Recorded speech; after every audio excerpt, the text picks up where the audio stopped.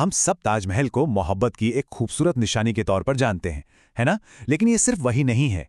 ये इंजीनियरिंग का एक ऐसा कमाल है, एक ऐसी पहेली जो 400 साल बाद भी आज के वैज्ञानिकों को हैरान कर देती है। सोचिए, पूरी मजबूती के साथ आज भी खड़ा है। हमेशा से सुनते आए हैं कि ताजमहल एकदम परफेक्ट है, सिमेट्रिकल। लेकिन क्या हो अगर हम कहें कि दुनिया की ये सबसे सिमेट्रिकल इमारत असल में परफेक्ट है ही नहीं? इसके परफेक्शन में ही कुछ ऐसे राज छुपे हैं जो पहली नजर में तो बिल्कुल पकड़ में नहीं आते। तो चलिए आज इसी पर्दे को उठाते हैं, नजर के सामने छिपे उन इंजीनियरिंग सीक्रेट्स को जानते हैं जिन्होंने इस आइकॉनिक इमारत को बनाया। तो सबसे पहले ताजमहल के बारे में जो हम सोचते आए हैं, जो इसकी एक परफेक्ट इमेज है, उससे थोड़ा परे हट कर देखते हैं। कुछ आम गलतफहमियों को दूर करते हैं और फिर इसकी इंजीनियरिंग की दुनिया में उतरेंगे। अच्छा, एक बात बताइए, जो कब्रें हमें ताजमहल में दिखाई देती हैं वो असल में नकली हैं। जी हाँ, असली कब्रें तो ठीक उनके नीचे एक सीक्रेट चेंबर में हैं। और ये कि पूरा ताज संगमरमर का है, ये भी सच नहीं है। असल में तो पूरी इमारत ईंटों की है जिस पर बस 8 से 10 इंच मोटी संगमरमर की परत चढ़ाई गई है। और सबसे कमाल की बात, इसका जो मशहूर गुंबद है ना, वो भी पूरी तरह सिमेट्रिकल नहीं है। थोड़ा सा बायां हिस्सा दाएं से बड़ा है। चलिए अब आते हैं इसके सबसे बड़े इंजीनियरिंग चैलेंज पर, एक ऐसी नींव जिसे पानी से प्यार है। जरा सोचकर देखिए, 25,000 टन, इतना भारी मॉन्यूमेंट, और उसे बनाना कहाँ था? यमुना नदी के किनारे की नरम दलदली मिट्टी पर। ये उस जमाने के इंजीनियर्स के लिए एक बहुत बहुत बड़ी चुनौती थी, क्योंकि नदी का पानी तो लगातार मिट्टी को काटता है। ऐसी जगह पर तो कोई भी फाउंडेशन टिक ही नहीं सकती। तो मुगल इंजीनियर्स ने क्या किया? उन्होंने एक ऐसा तरीका निकाला जो पानी से कमजोर ना हो बल्कि और मजबूत हो जाए।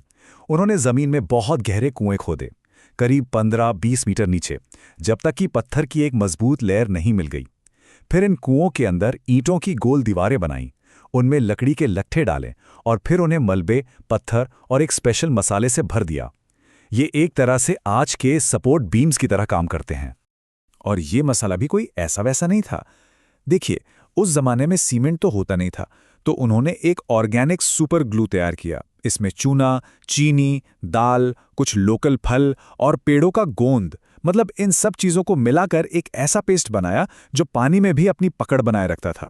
लेकिन एक मिनट, यहां एक सवाल खड़ा होता है। नींव में लकड़ी, वो भी पानी के पास, ये तो बहुत रिस्की है। पानी से तो लकड़ी सड़ जाती है ना?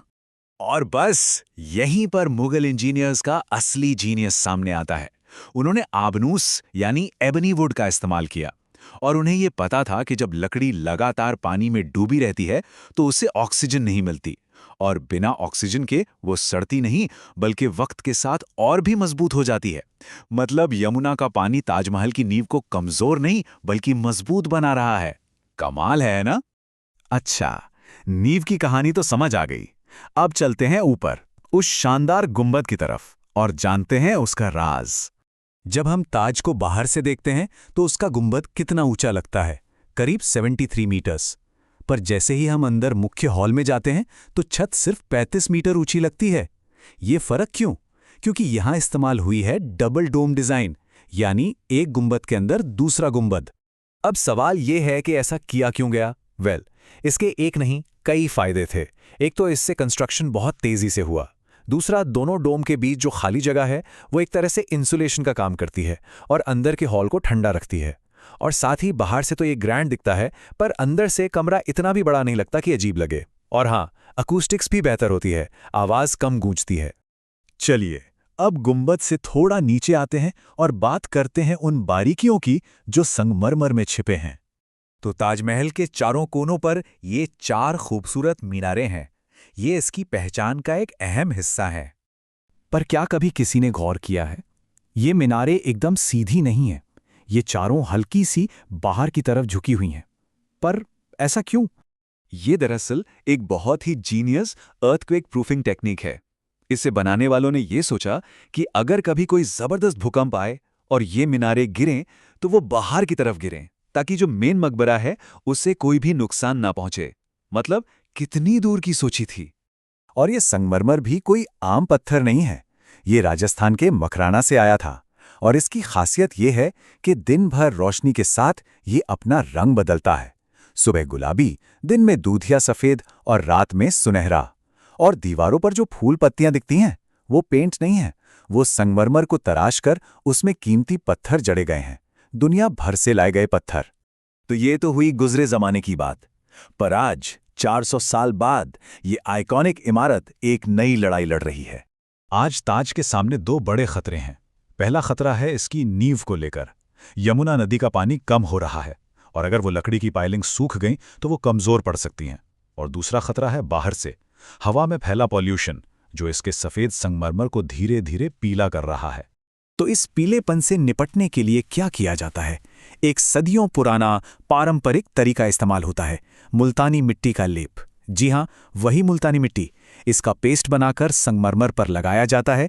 ये सारे टॉक्सिन्स को सोख लेती है और ताज की सफेदी वापस ले आती है। ये एक बेहतरीन उदाहरण है कि कैसे एक पुराना नुस्खा आज की मॉडर्न प्रॉब्लम को सॉल्व कर रहा है। तो कुल मिला के बात यह है कि ताजमहल सिर्फ प्यार की निशानी या एक खूबसूरत इमारत नहीं है। ये इंजीनियरिंग का 400 साल पुराना एक ऐसा करिश्मा है जिसे आज का मॉडर्न साइंस भी पूरी तरह से समझने के लिए स्ट्रगल कर रहा है। और ये हमें सोचने पर मजबूर करता है कि हमारे प्राचीन अजूबों में न जाने और कितने ऐसे ही रहस्य छिपे हैं जो बस हमारे खोजे जाने का इंतजार कर रहे हैं।